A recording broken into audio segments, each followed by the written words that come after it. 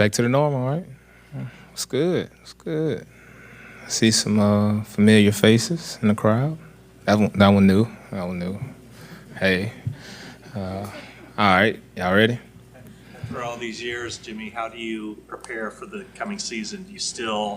How do you kind of figure out where you want to devote your time and energy in the off season to improve, or areas you need to kind of hone in on? It's a lot of areas I can improve on. I feel like I left a lot of plays out on the field. I feel like I should have been all pro. I feel like it was enough plays that I could have made in the 2021 season to go all pro, but I didn't make all my plays. So it's a lot of stuff, and I can continue to sharpen my pencil and get better at. Those plays you're talking about, were they physical or mental plays you could have both? Both. Like as in sometimes I stop my feet and try to make a tackle, try to make some type of phenomenal play, a strip tackle or something like that. And sometimes I can keep my feet running, as in tackling. Sometimes in fire zone, I feel like I can read the concept better because I got a great sense of awareness. And then I've been in this defense. I want to say, me and Eric been in defense the longest, but it's like stuff, we're going to get the same routes over and over and over. So it's like it's time for me to take my game to a new level. I mean, Jimmie, is that part of it, just the takeaways and just kind of getting that notoriety? Are those some of the plays you're talking about too? Yeah, I definitely I get some takeaways. Oh, as in high pointing the ball. Like it's some times where like Philadelphia, I want to say Jalen Hurts, he was trying to throw me one. He wanted to throw me one bad. I just didn't execute it and make the big play.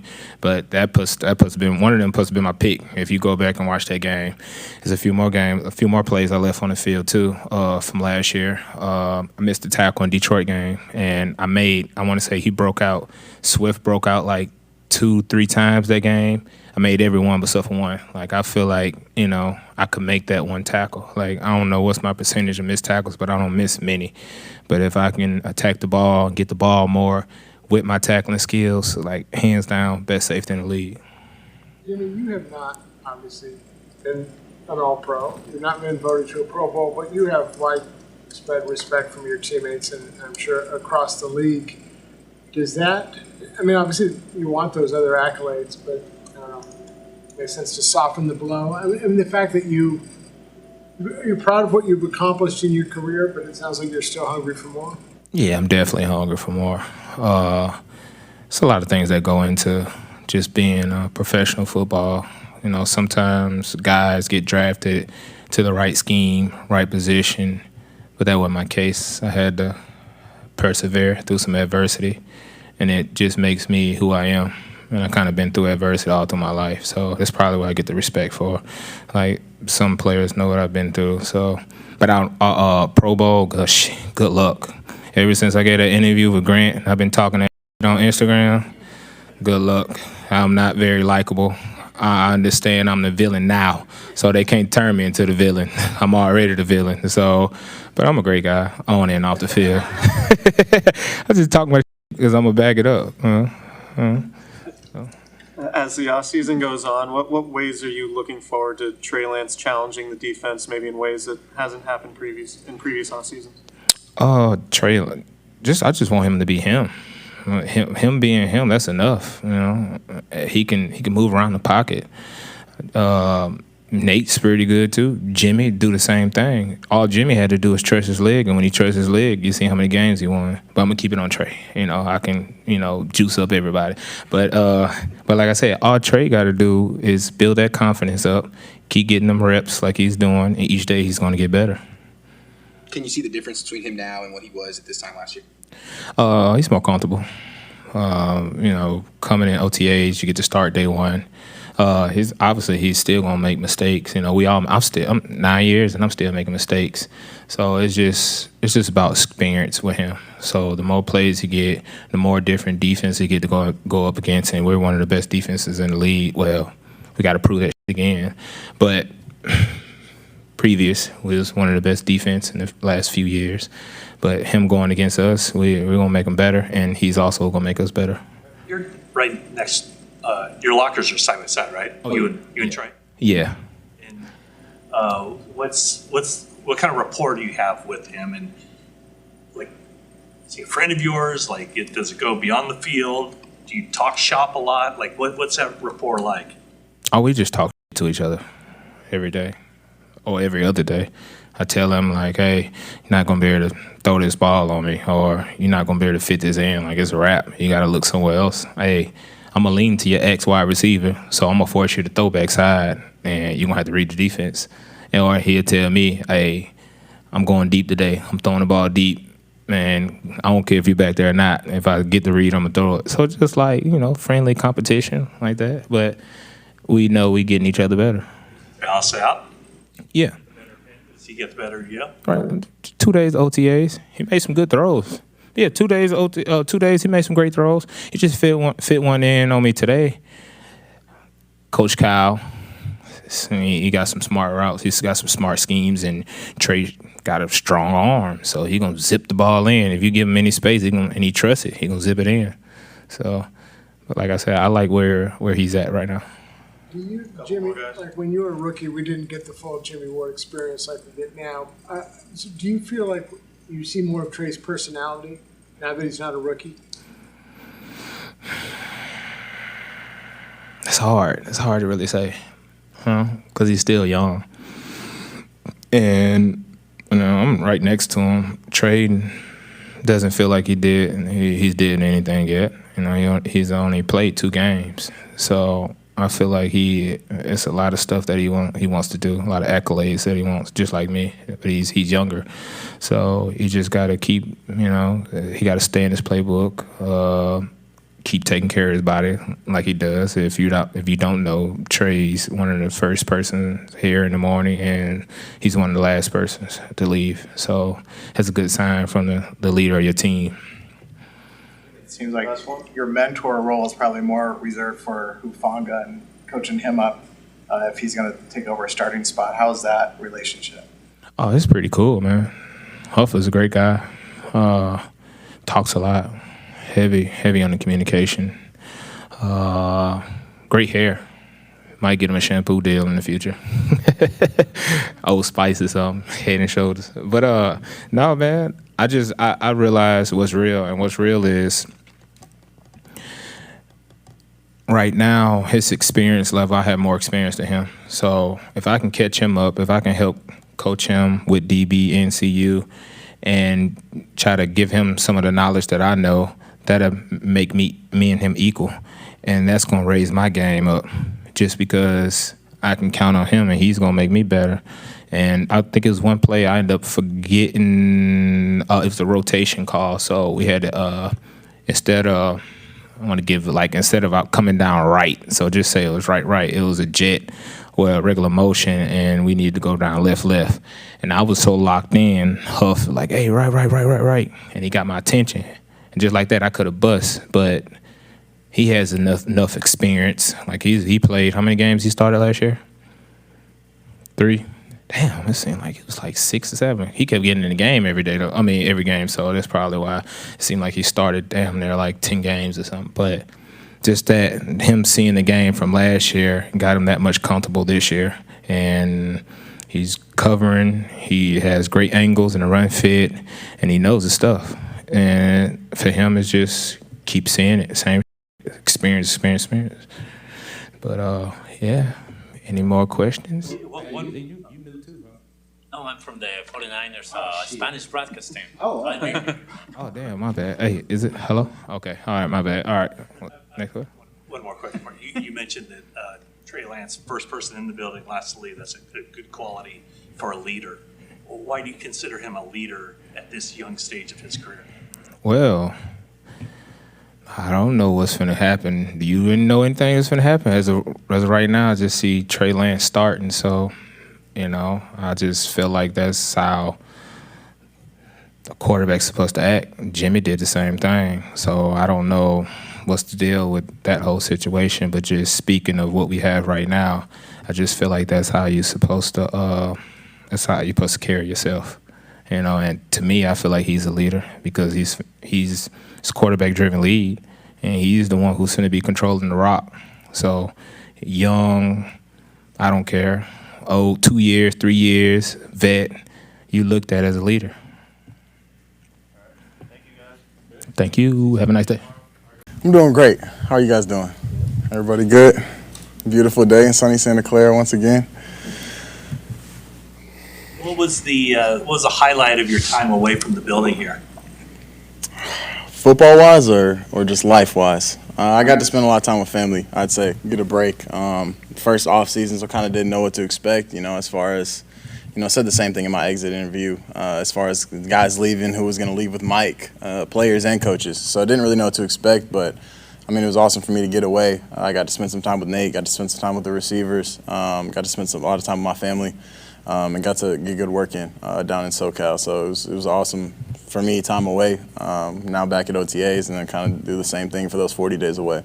Was there one thing more than the others that you really kind of honed in on to work on mechanically or anything else? I didn't try to, rewrite anything. I kind of dealt with my finger throughout the season. So for me, it was kind of getting that back and getting healthy and feeling, back to myself. I felt like towards the end of the season, I wasn't the best version of myself overall. It was a long season, long pre-draft process of me not being in school. And, everyone says it's going to be, but you don't really realize it until it happens. And I think the finger for me was the biggest thing, just as far as throwing the ball. I kind of had to learn how to throw the ball differently.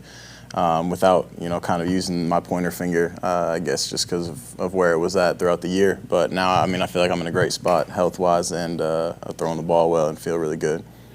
Physical or mental, just not being the right you? Physical, I would say. Yeah, I had fun, man. It was hard to not. We played in the NFC Championship game, so it was hard to not have a fun year. Got to learn a lot. Got to spend time with, that locker room was a ton of fun last year, and I know it's going to be a ton of fun again this year. But yeah, more physical standpoint. How does it feel from just a confidence perspective coming to this OTAs from last year?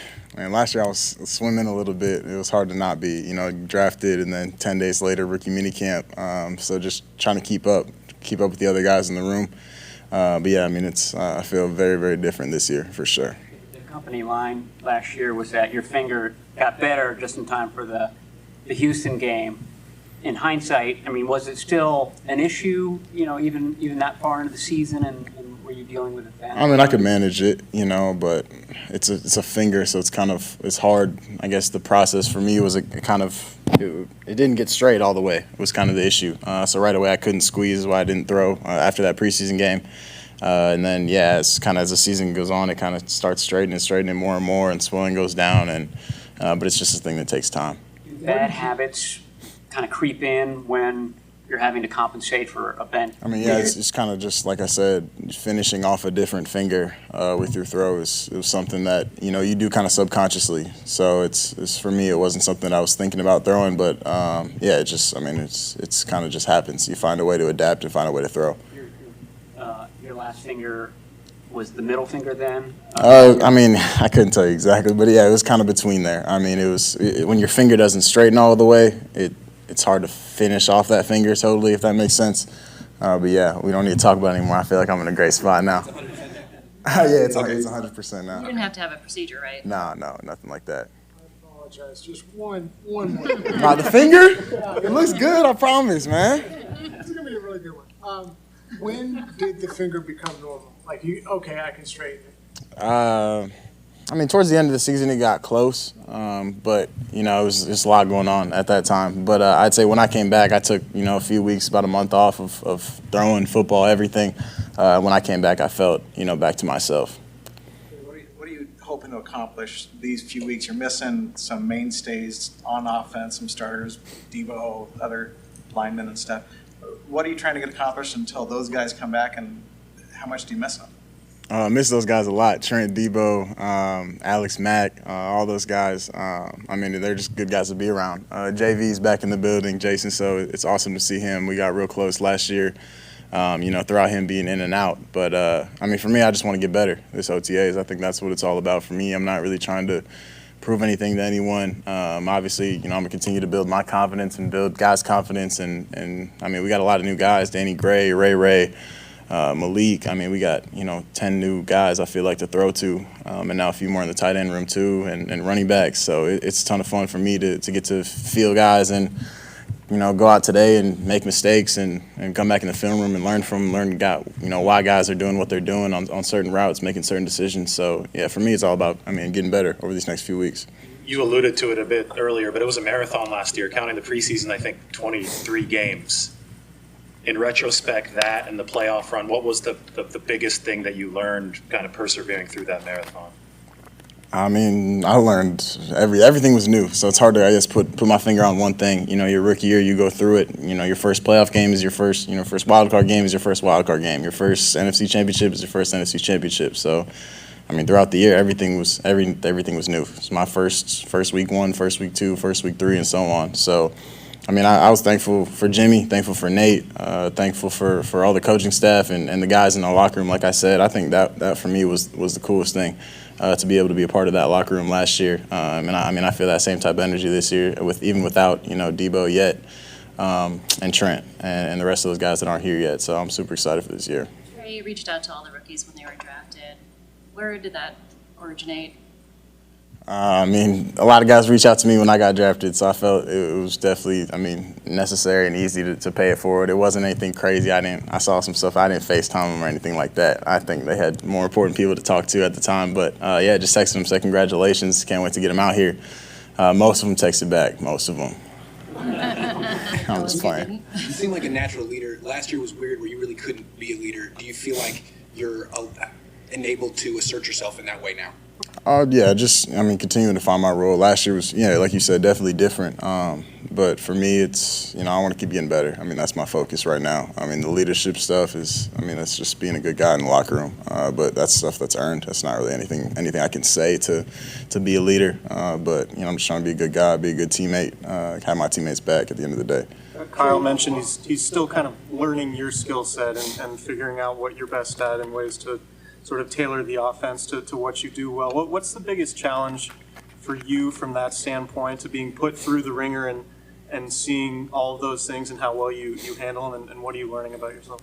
Everything's new. I know I'm sure Kyle said it's day 2. There's not really anything we're going to go out and change or delete or add. On day 2, we're going through it, and a lot of new guys. But I'm just trying to get better at everything I do. From day 1 to however many OTAs we get to have, however many 7-on-7 periods, whatever we get to have.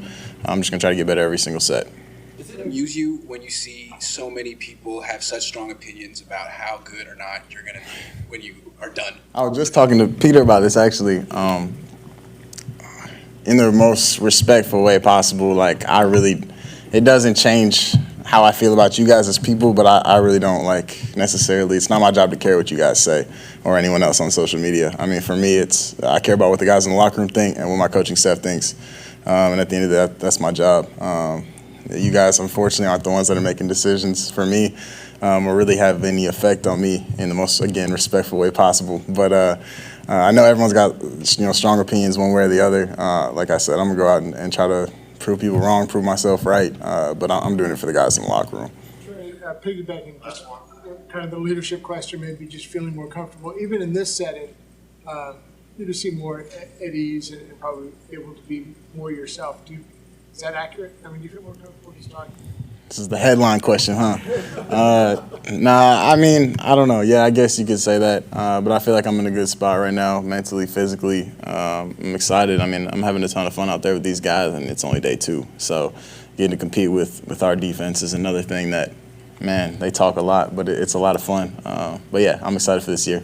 Appreciate you guys. All right, thank you, guys. I'm doing good. How you doing? How does it feel out there, just obviously transitioning to a new quarterback who's been here a year, obviously, but does it feel like the offense is kind of rolling where you would expect it to be this time of year? It feels good. First off, it feels good just being back out there with all the guys again, being back out there with Trey, being back out there with all the receivers, going against the defense again.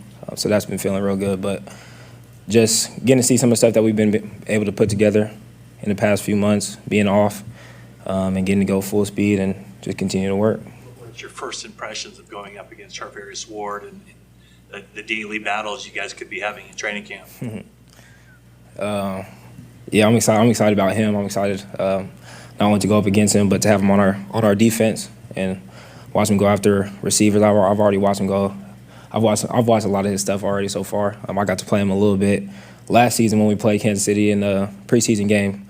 So I know him a little bit, but yeah, definitely excited to have him on our team. Definitely excited to get better going up against him and all our DBs. We have a great DB room, so excited to get into camp and continue to work with those guys. Did you go back and watch him after you guys signed him? Of course. How many games did you watch, or how many, what do you want to see?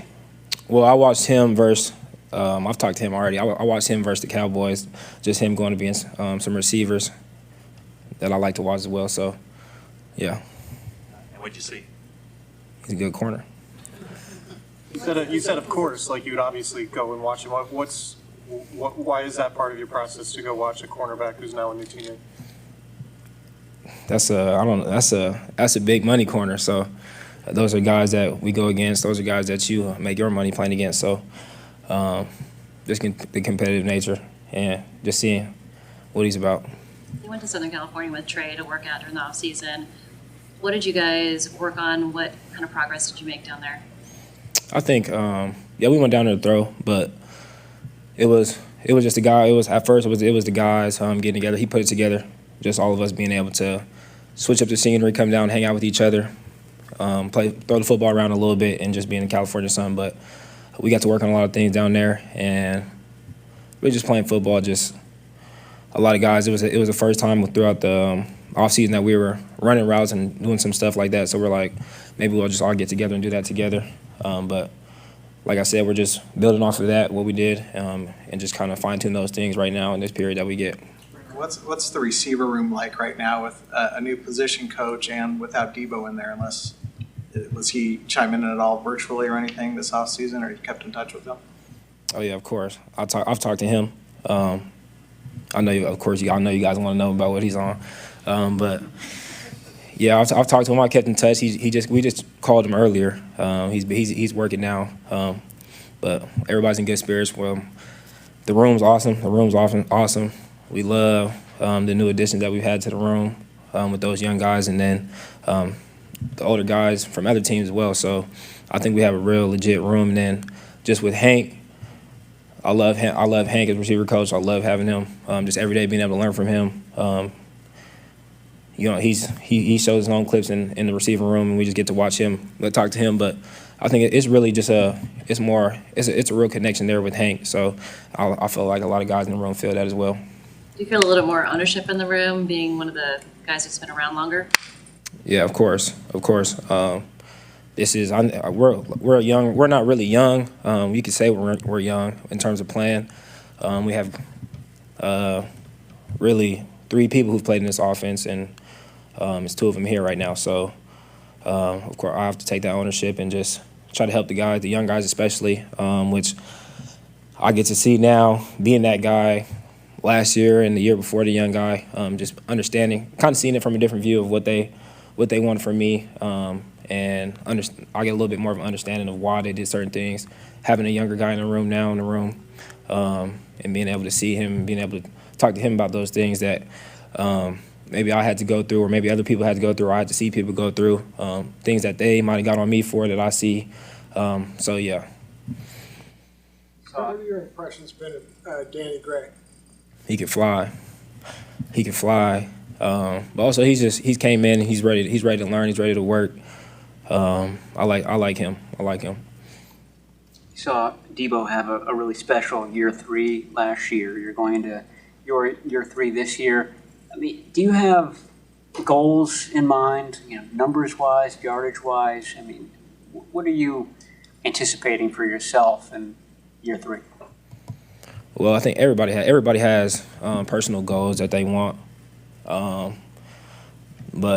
I know that comes alongside with everything that we want to do as a football team. So I'm just trying to really maximize my spot, my role that I have in this offense, and really let that take it where it's at. And because, of course, I have goals for myself, but you never know how things are going to go. So I don't want to sell myself short with my goals. So I just feel like just maximize everything I get, maximize everything from right now, starting right now in this off-season period.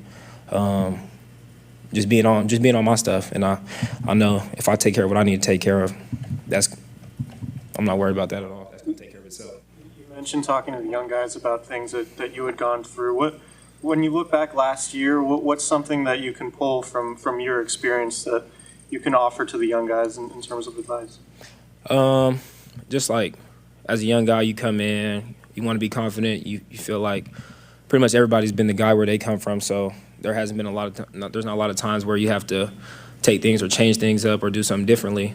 So you kind of feel like things that have worked for you in the past are going to continue to work for you. So it's kind of hard to get out of that and just really fully take in coaching when you've done certain things a certain way. So it's pretty much stuff like that. Just being able to really being coachable, just understanding coaching and just understanding that people that are telling you stuff have been in this a long time. They've seen it a lot. They've developed receivers or even other positions. So just being coachable.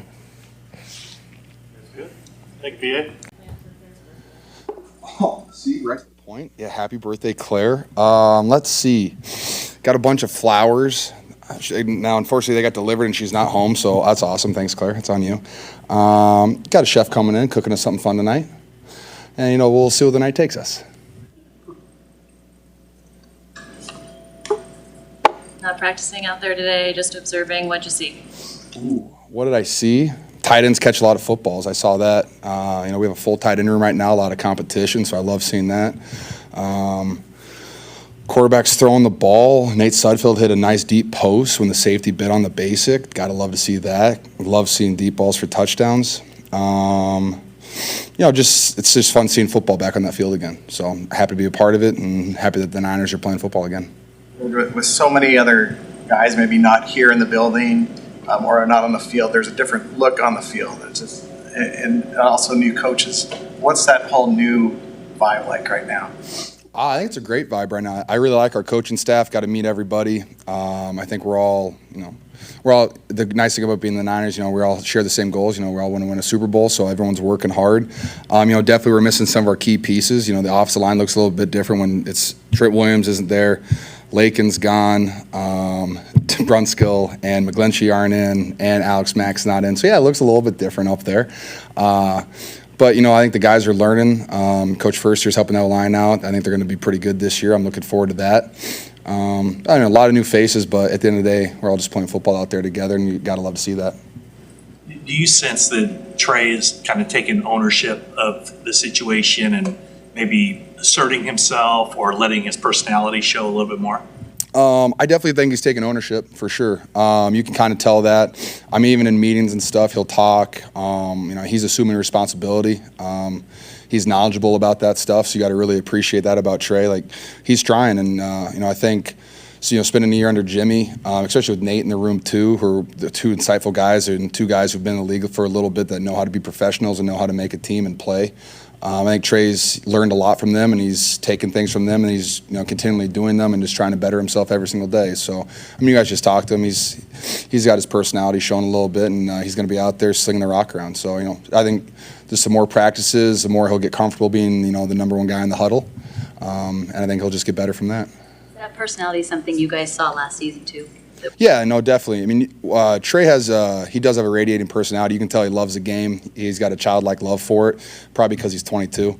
But you could definitely tell he loves being out there. He loves playing football. He loves throwing the ball to the guys. So, he's definitely taking steps forward, and I think these practices are only going to help him. How have you seen Ross Dwelly kind of develop headed into his fifth season? Obviously, only day two. Ross he's a confident guy. He's got sure hands. He knows what he's doing in the offense. He's really comfortable with it. He's just out there playing football every single day. Like I said, our tight end room, it's full right now. We got a lot of competition in there, and I think that's all it's going to do is help Dwelly, every single day, try to improve, try to get better, and say, hey, I'm here for a reason to play football, and you got to love that. You love the competition in our room, and Dwelly, consistently since he was a rookie, has just gotten a little bit better every single day, and now he's a really good football player. When it comes to tuning out noise, are there any conversations about that with Trey that you guys feel like you need to have, or is that something that you think he's done pretty much on his own? Tuning out the noise, like what you guys say, or us or anybody else? It's football. It just kind of comes with the territory. I think he's had not a microscope, but a spotlight on him since he got here, and he's done a good job with it so far. I don't really envision him changing up anything that he's doing right now. But no, I don't think it's really a conversation we need to have. It's more of a, hey, just come on, play football, and let the rest take care of itself. How's Jimmy Garoppolo doing? No idea. Still no text back. It is what it is. He got me an iPhone and then never called me back on it. So I was like, all right, I'll take that, I guess. When's the last time you guys talked? I don't know. When did we clear out our lockers after the season? Has it been that long? Yeah. It's just Jimmy G. He does his own thing in the off season.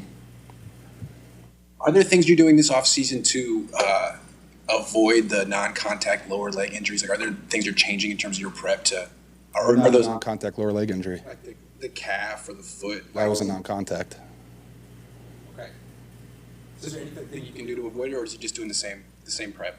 I mean, you can't do the same thing consistently and expect different results. So no, we've done a lot of exploring. Niners have done a good job. We got foot specialists and all that stuff. So no, I think one of the things, definitely I've had several lower body injuries and specifically foot, ankle stuff. And so we've done everything we can to research that stuff, add stuff to my workouts, routine, stuff like that, just to try to strengthen all that stuff. Because, if you can eliminate those things, I can be on the field for 24 games instead of the 20 we played this year. It'd be a lot better.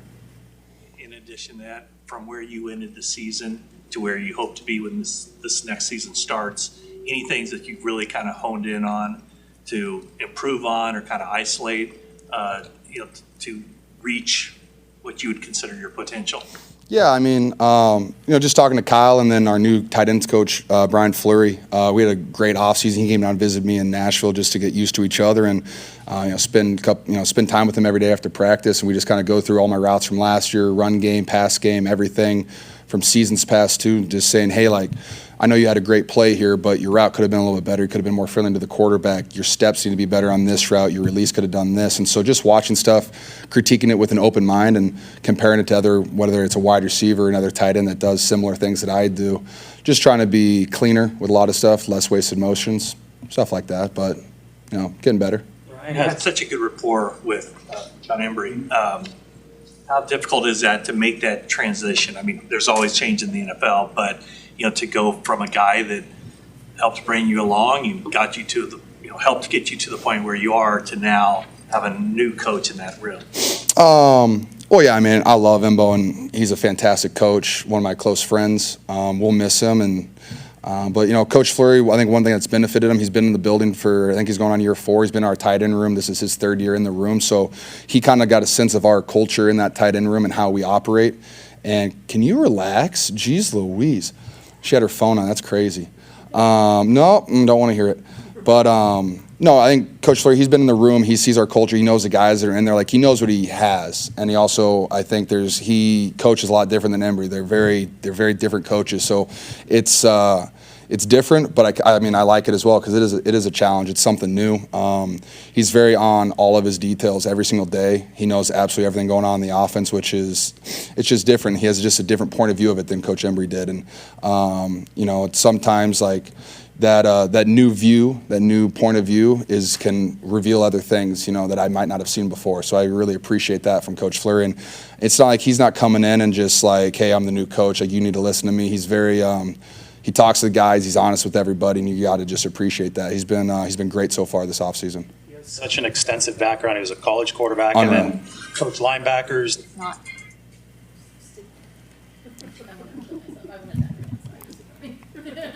I'm so sorry for your colleagues. That's crazy. So, anyway, college QB, he has coached linebackers, now coaching tight ends.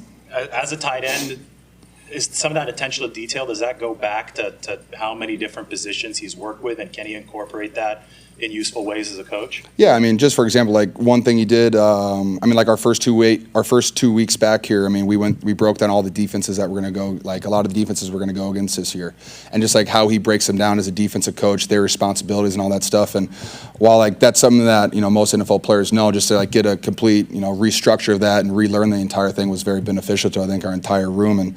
But he has a very different perspective on the game of football. He wasn't a tight end his entire life, and while I don't think Fleury's going to he's not going to teach me how to run block better. He can show me hey, we can do better on your first step here. Your hand placement can be better here. But he also just like I said, his detail in the pass game it's been really it's been fun to listen to because it's just different than what I've heard before. Is there a special story or meaning to the new tattoo on your hand? Oh, Hobbes from Calvin and Hobbes. It's my favorite comic. Also just wanted to break into the hand tat gang because now I can get tattoos wherever I want. That was a barrier you had to break through. You're gonna get one like on your head. No, I'm gonna avoid the neck and the face for now. Who knows? Who knows? You and Trey and I think Nate went to a Warriors game. Yeah, and Dwelly. Why are you leaving out Dwelly, Cam? He was hiding behind. Couldn't see him straight. It's Anyhow, crazy. what's like the reaction that you kind of got from Warrior fans, and what did they say, like just seeing Trey? As he's Oh, out everybody's in just public? excited. I mean, how can you not be? It's going to be fun. I mean, when you trade 3 first-round picks, like you're excited for a guy of that caliber to come in and play football. I'm excited for it too. It just brings a different dimension to the game, with his legs and the extending of the plays. But, we're doing 7-on-7 right now, so you don't really see a lot of a pass rush. So I think that's really good for Trey to force him to be in the pocket and throw the football on time and just really get in tune with Coach Shanahan's offense because it is a complicated offense. But then once you get him out there and he's going to be around live bodies and running around and stuff, I think there's going to be a different side of the 49ers offense that we haven't seen before. Do you see a difference between year 2 Trey and year 1 Trey? Yeah, I would say so. I mean, even if it's just from like his routine every single day to how he holds himself, his confidence, I feel like is a lot higher too. Really, I think as a NFL player, you have to have confidence to be able to do anything. Like if you lack confidence, then that's when you drop a football. That's when you can't. Everything snowballs, and you throw one interception, then the next thing you know, it's an incomplete pass. You mess up a play call, and Trey's done a good job of like, hey, if he doesn't like a pass, the next one's still going to come out firing. And so you got to appreciate that. But I do. I think he's gotten better from where he was at the end of last year, and I think he's taken strides forward. When you guys transitioned to Jimmie during your rookie year in 2017, you guys weren't all that established. You were still learning Kyle's offense. It was a much younger and different roster. Now that you guys are a little bit more established and you have more talent, I think, offensively, going through a quarterback change, you guys are better suited, I would think. But in what ways are you guys better suited to handle a quarterback transition right now? Like you said, I think we've got really good players on the offensive side of the football. I think we have a lot of confident players too, and I also think Kyle's going into year 5 of being a head coach, or 6, right? Is it 6? Yeah, year 6 of being a head coach. So I think he has a better understanding like how to install the offense he wants installed, and so we run it the way he wants it to be ran. Because our install this week, it was a complete 180 of how we installed it my rookie season, and the way it's coached is more details on specific things that Kyle wants. And so when you can learn it like that, and Kyle now knows how he wants to do it, I think it's just beneficial for all of us to kind of relearn the whole offense as well, and that's one of the benefits of being at OTAs. How was Alex's wedding and your trip to Europe? See, that's a great question. Goodness gracious. Alex got married at a castle in Ireland. That was pretty cool. Actually, the Ryder Cup's going to be there in 2027. I couldn't get on the course, so we got there like a week early, so that was kind of brutal. It was stunning though. You don't really get into a castle that often, so I really, really enjoyed that. Weather was fantastic. I really like Dublin. That was really fun. It's like has a party feel to it where everyone just wants to get out of work and drink Guinness at like 11 a.m. So that's such a power move, and I joined right in with them, so that was really enjoyable as well. I had a great time in Dublin. Hey, thanks, guys. What? Would you say the celebration along with the wedding was more like a retirement celebration for Alex, or like a welcome back for another season? Wow. That was wow. I'm doing my best job to recruit everybody to come back and play for the Niners. I'm just talking to I think my wedding gift to his wife was, hey, make sure Alex plays one more year. So, we'll see what happens. If he wants to retire, he deserves to retire. He's had a hell of a career, all-decade team, 13 seasons. But we would love to have him back. From just being a leader to being just an absolute character and a pretty damn good football player. We'd love to have him back, but again, he's deserved the right to retire if he wants to. But I don't really want him to, so Alex, please. Good, guys? Thanks, guys.